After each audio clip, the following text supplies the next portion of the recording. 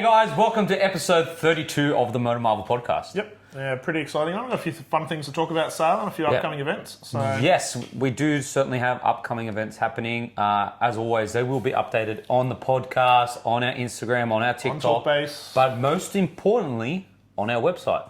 Yes. Yes, we haven't mentioned that. We do have our website, which is live, so all our events will be on there if you do follow us and all that. Other than that, like Nick said, there's Talkbase and all the other socials and whatnot, platforms and that. Other than that, big thanks to our sponsors, Hard Hat Watches and Only Cars. Yep.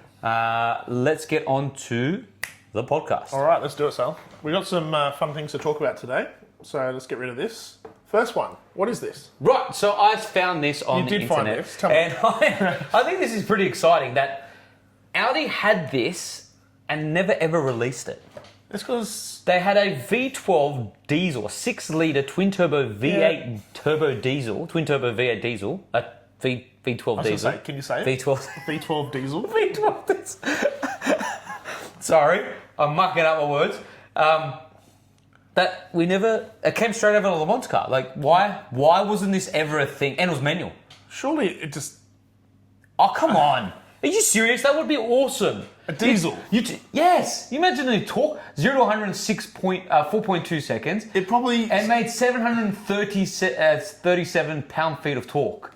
How would it sound? Doesn't matter. It's fast. A V12 diesel? I'm pretty sure it would sound epic. Okay. I'm sorry, but that is cool. I don't know about you guys, but a V12 diesel... Well, an engine like this did exist in the Q7. Remember the RSQ7? Yeah, that was a while ago, wasn't it? The dumb V12, twin-turbo V12 diesel. Okay. That was in that four-wheel drive. That was the era... That makes more sense, though. But that was the era where four-wheel drives were starting to become stupid. Yeah, they were putting dumb big engines. Big engines. BMW had the X5M. Yep. Audi released that. Like, they were putting massive engines, and now we've got the opposite end of the spectrum. Yeah, because emissions. Yeah, don't worry. Emissions. Anyways... So that was an era where things were cool. Like, cars were cool. I honestly still feel that cars declined ever since 2008 in terms of sheer just lunacy. The manual looks fun. Imagine a manual diesel. In an R8 supercar. I think it's a very interesting concept. Not concept, but we had it. But could you imagine? I know you're like skeptical because it's a manual, right? It's not a manual, it's a diesel, right? Yeah. But the fact of the matter is, it's so odd that I think it's so cool. It's pretty unique. Like, imagine who else has put a diesel that size in? But that's what I'm saying. Imagine rocking up to a car meet and everyone's got, V12 petrol, V8, twin turbo V8 petrol, dual clutches, blah, blah, blah, etc., etc. And you rock up with a twin turbo V12 diesel motor with a manual gearbox in a supercar. Yeah, everyone would be like... What the heck is that? Honestly, if you didn't show me this, I wouldn't actually believe you. Yeah, it's a bit odd. Yeah, if you'd said, they put a diesel motor, all right, I'd go... Well, at least it'd be fuel efficient-ish. Not the thing is to maintain. Like, silly. Anyway, let's move on. To the next thing. All right, we got... This is a sad one, Sal. So we saw this... No, look, I don't believe this. Yeah, I know, because there's so Porsche much... there is a lot of talk about flipping the opposite way and actually bringing all the gas stuff back, synthetic fuels, this, and this Porsche. And then they do this. Look, guys... it's a bit contrary to what we would have thought. The thing is, we've done a lot of stuff on Porsche in the podcast, right? Mm. And we've said one thing, and then a month later it changes. Yeah. Like, Porsche constantly do this. They're like, look at the Macan, right? They said with the Macan, that's it. All Macans are going to be electric. Yep. And now they've gone, that was a bad idea. Yeah. So now we're going to probably go back to making... It was like the GT3s. We're never making manuals again. Actually, we'll make some more manuals. Or when they were like, we'll make the 911R, and they'll be the only lightweight, kind of really focused car enthusiast, like everyday GT3, and then they're like, no, let's make an ST. Yeah. Like... Yeah, so I don't know... Or GT3 Touring. Like, take it with a grain of salt. This could be complete... It could be complete truth, and that's very sad, because... I feel like they've just made their best iteration of this. Of the Caymans, 100%. The new 4RS is a phenomenal car. There's no complaint. A lot of people out there choosing it over a GT3 RS. Which Like, And which so- is... Yeah, and they're like, Nah, let's we're get gonna- rid of it. Yeah, Let's sack it. I don't know. For me, it's probably one of the best cars they've made. The new 4RS. I don't think it's the right direction to go in. I don't think- Porsche. Let's just hope they don't. They don't. Look, and we've said this multiple times on the podcast. I think the best thing what Porsche could do is maybe keep the engines, the gas engines, for the top tier versions of them. Yep. Like the 4S Yep. and all that, right? And then The lower models, the base models, the base mid-tier models, entry levels, right? Yeah. You can go electric. Whatever you want. If you Electric or a hybrid, whatever. Exactly. But Yep. GT4 should be naturally aspirated. Yeah, totally agree. Rev off its tits. That's what it should be, right? Where everything else under that doesn't matter. And I say that even to go for the 911s as well. Yeah, I was just thinking You the know same what I mean? thing. I'm like, would you go with the 911? I was like, yeah. Yeah, because- I guess why wouldn't you? Why wouldn't you? Well, wouldn't you? Just do hybrids for all the base model 911s and then every other 911 from there up. Yeah, you can start to actually do the gas power. I don't to your think engines getting rid of them completely is a good idea, and I'm with you on that because the Cayman is a great car, and the Boxer just started becoming really good. and they're getting rid of. Yeah. Look, I've always had a mean- soft spot for the Boxers. A lot of people would like no, Boxers are crap. But the truth of the matter is, guys, unless you drive a Boxer, you don't really... They're actually a very good car. Boxers yeah, are yeah. actually very good cars. Yes, they get a bad rap for being a hairdresser's car and, you know, the cheap... But they're actually a phenomenal car. Unlike many other supercar brands that have, like, the cheaper versions. Like for example, when Ferrari had the California. Yep. The California wasn't nowhere near, at that time, the same as a 458. Nowhere near, right? Yeah. I'm not saying a Boxer's close to a 911, but No. you're still getting a Porsche kind of that Feel that and- artistry that makes a Porsche. you know what I mean? You The get Boxster S chemistry. and you've got like a bit of everything. Yeah, that DNA is still in the Boxer. You know what I mean? That DNA from the 911 is still in the Boxer. Not as hardcore, but it's still there. But yeah, this is sad to see this happen. Yeah. Well, let's see, because I don't think it's actually going to happen. No, this is hilarious. So this we both found, and we thought we'd talk to you guys about this. Yeah, it is pretty funny. So today, a car emits less pollution traveling at full speed than a parked car did in 1970 from leaks. Yeah. Now this goes on to there's a lot of controversial stuff coming out at the moment, of proving that most of the stuff that we're doing with the automotive world is not really the forefront of trying to save the planet. Well, no, it's not actually. When we, and again, don't quote me on any of this. Yeah. But when I've had a bit of a look into some of this stuff, the statistics of what the effect Yeah. cars and emissions are actually having is, Which is sad, right, guys? and we're 'Cause- killing industries and Yeah, jobs. and there are big layoffs happening in many places, right? Oh, well, look, the whole electrification industry over the last, how many years, has thrown a lot of companies into turmoil. It's thrown a lot of companies down the drain. Yep. It's caused a whole bunch of problems globally. It's been... Did you see the recent ship that sunk it? I saw that. Another one. All Another electric one. cars. Yeah. They had to literally let the ship just burn. Yep. Because it's all electric. Because as we know, They couldn't do anything you about it. cannot put them out. Yeah. It's very hard to put out an electric car, so you just have to let the thing burn. They So sunk a whole ship full of electric cars. cars into the ocean. Mad. Anyway, Look, we're not hating on electric cars by no means. Again, just to clarify that to everyone that has an it's electric just car. trying to realise... We're trying to comprehend, why are we forcing our hand on the automotive scene to really jeopardise cars themselves, to sacrifice everything that we've ever built, all the R&D, to just go, let's go electric and that's going to be the saviour of the planet. It really isn't. No, What I think it's pretty clear it's what not. I find bizarre is that no one talks about Look, there's another... this. Like, we as a society churn through ridiculous amounts of clothing. Yeah. Ridiculous amounts, right? And no one blinks an eye to think, well, how much pollution does clothing actually contribute to the environment? Because realistically, you don't need a new shirt every week. Some people do that, or every month, or new shoes, all that. Like, you can get by, trust me, you can get by with the same clothes for a very long time. Are we I know I'm on a tangent. You are on a big tangent. I know I'm on a big tangent, but I hate the fact that we are pushing so much pressure on the automotive scene when we're not looking at other industries and going, how about we... Maybe you should become a politician. You know, if I would go, if that happened, I don't think that would ever happen. No, I don't think so. I think I'd get cancelled straight away. Yes. Or assassinated. 3 days. I'd get assassinated in 3 days. Yeah. But I'm being serious on this. And the other thing is what a lot of people don't understand is when you buy a petrol car, right, generally speaking, you keep it for 5 to 10 years, right? Generally. Right? And people don't really update a petrol car that often. But you keep it for a while. Sure. Right? Electric cars are like mobile phones. Tech is constantly changing and updating. So what do people do? Throw it out and start with a new one. And the thing is, a second-hand electric car, no one wants to buy.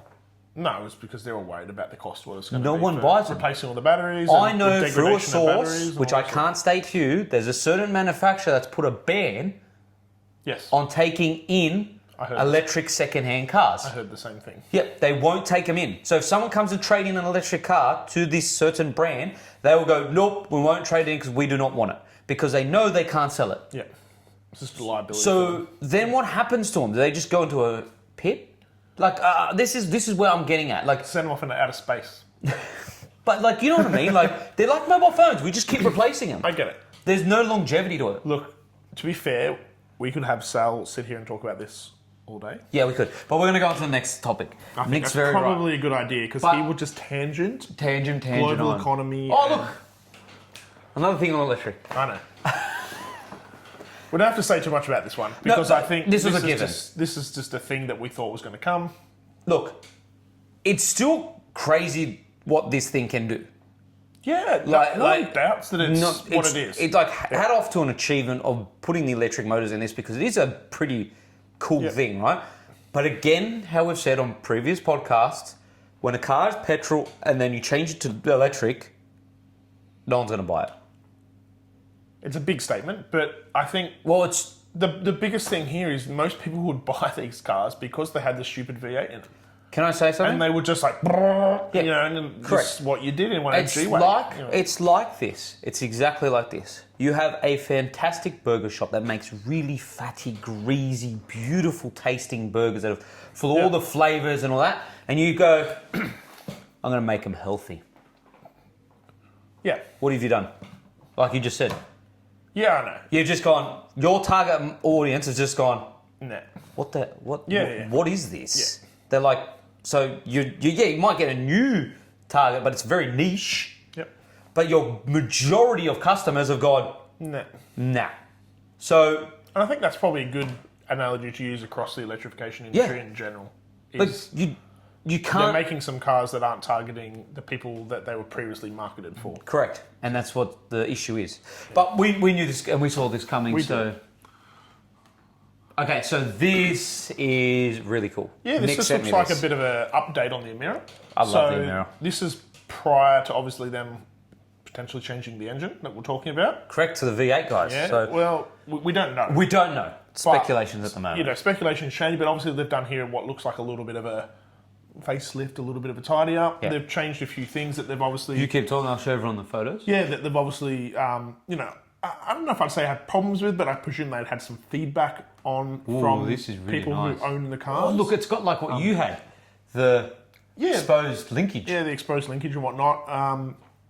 They've changed some of the gear ratio stuff. They've changed some of the way the engine works. They've changed some of the way... That is a good looking car, but... Yeah, I think it's a fantastic car. And what sounds like here, right, is look, they've kept everything how it was, but they've recalibrated. So listen to the customers. Yeah, they've recalibrated the turbo. They've recalibrated some of the way the gear shifting is working. They've obviously, some new cooling lines. They've just done a lot of things to, I guess, probably, what it does sound like is they've gone, we've had these complaints or we've had these issues. And you've got to realise, right, this is a brand new car for Lotus. Okay, Lotus have been making cars for a while, but this is the first gen of the Emira. Yeah. How many other big manufacturers have problems when it comes to first generations of models? Yeah. And so this, for me, just feels like one of those, this is our first gen. Yeah. Okay, we might not have done things 100% on a couple of things. Let's tidy it up. Let's fix this. Let's fine-tune it. And let's fine-tune it a bit. And for me, that sounds really good. I think it's a great car. Good to see they're doing that because I think it's just going to lead to more improvement in the vehicle anyway and a better car in general. So, yeah. So I remember on the previous podcast, you said that the 3.5 litre V6 wasn't the most. It wouldn't be the engine I would pick. But it still does a pretty decent 0 to 100 time. 4.3 seconds is pretty quick. I know it's not quick by today's standard, but it's not slow. No, it's not slow, but it's not quick. And You still don't think it... Nah? You talk like, how old is this engine? I it's know, like a 20-year-old Toyota engine, dude. But the thing is, it's very just at its max. Like, you just can't get more out of it. But it's a Toyota engine. It's not going to break. That's one thing... What do you mean? I love your face. You're like, wait a second. I know a certain I've had a Toyota engine out of an exhaust brake. Yes. Do you care to share? Yeah, it doesn't bother me. Go share with everyone. I had an exige that I was driving on the streets one day. I remember this when I just said that. Wait a second. Yep. I know this. And I had a problem where it basically bent a valve. Yep. I remember this. From me driving on the streets, was just driving the straight line, just went from one gear, went to the next, and it just went to free rev, engine turned off, and I went, oh, that was strange. Took it for inspection and found out, it had a strange over rev and blew a valve. Or bent a valve, sorry. So the engine, after all, is not reliable. Well, apparently it was my fault. Anyways, we will not dive down into that rabbit hole. No. But we are very excited for this, and we cannot wait to see if they do indeed chuck a V8 in that. I honestly think that engine just needs to kind of be moved on from.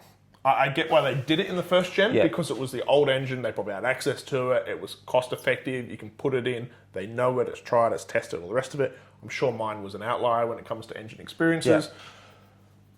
But I think it's well and truly past its date of But again, what V8 will they stick in it? I'm still thinking about this. Ever since our last podcast, I'm still thinking, what My V8? issue still is just where they're going to put it, and... Because there's not a lot of room back there. No, and is it going to be a lot heavier?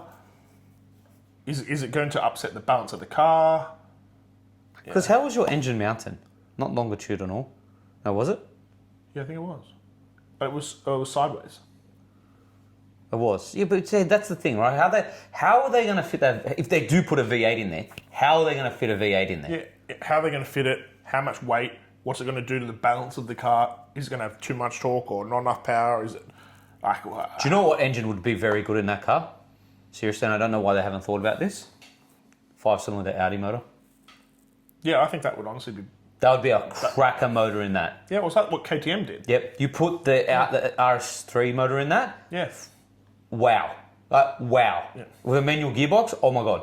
Well, you can't manual it, or they wouldn't manual it. Why not? It comes with a dual clutch. That's through the dual clutch. No, Okay. just figure out a way. Figure it out. Just figure out Lotus and make it happen. Yeah, because that would be sick. Yeah. That would actually be a very, very good I think motor. that would be a fantastic engine for that. Yeah, I think for that setup. Yeah, it's also not a huge engine. No, and it's light. They could fit it. Yep. It's light, it's torquey, it's powerful, it's reliable. And sounds mad. I think KTM did a good job when they put it in their crossbar. It was. This is what Nick sent me recently. Now, Did I? What? yes. Yes. So This is your territory, though. Yeah, so we're very excited, but you're excited on this too. I think it looks sick. So if 100%. this is, Hey, I'm excited about a Ute. I know. Wow, Nick actually wants to see a Ute, which he doesn't really care for much.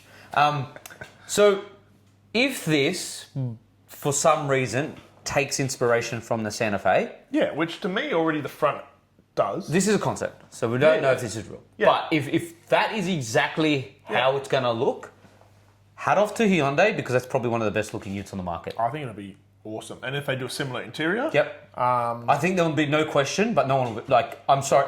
The only thing that'll probably affect them is what engine they're going to use, what's the towing capacity, what's the payload, and what is its 4x4 capabilities. Because at the end of the day, you can have the best looks and the best interior, you could but if that doesn't could all you add not up, have both Santa Fe engines? Could you not put the 1.6 hybrid in it for people running around day to day not needing a towing capacity? And then through no, the because 2. the 2.5 litre turbo petrol is still not on par with what Utes can tow. Okay. It's still underpowered. You're thinking 3.5, like any Ute now, right now, the going rate for a Ute is 3.5. They don't really have an engine that would do it then. They've got the Tasman, which is Kia, which is still to a Hyundai. Yeah, but what engine is that? They're using a diesel. So they could use that. I feel like diesel's old. Look, they could up the electric motors to equate for that gap in torque, but What about a hybrid 2.5? that's what I'm saying. So they could use an electric motor to, That would actually... That would make sense. That'd make sense. So they could use a 2. They could do what the Shark done, Yep. like the BYD Shark, and just rely on the electric motors to make the torque for towing. Yep. Because if, like I'm saying, if they hit everything right on this, all the points, so the towing capacity, payload, 4x4 capabilities, all that, with the looks of that and the interior from the Santa Fe, I'm sorry, but It's going to be no question. It's going to be killer year. That's it. Like it wins. I'm sorry because the Santa Fe, as we both agree on, is a very good looking car. Yep. And I thought that it really did suit a four-wheel drive, but in this scenario here, it suits a Ute even more. Yep. I really do think so. Like if that's what it looks like, that is freaking awesome in every sort of way. I love like if it looks identical, that's. I fucking love it. I'm sorry, I can't swear, but that fucking looks bad. Like seriously, I could imagine like even that front end. You think of that front end, That's what I mean. Yeah. with an awesome bull bar on that front end. Yep. Lift kit, big chunky tires, like that. That you can make that thing look primo. Yeah. I'm excited.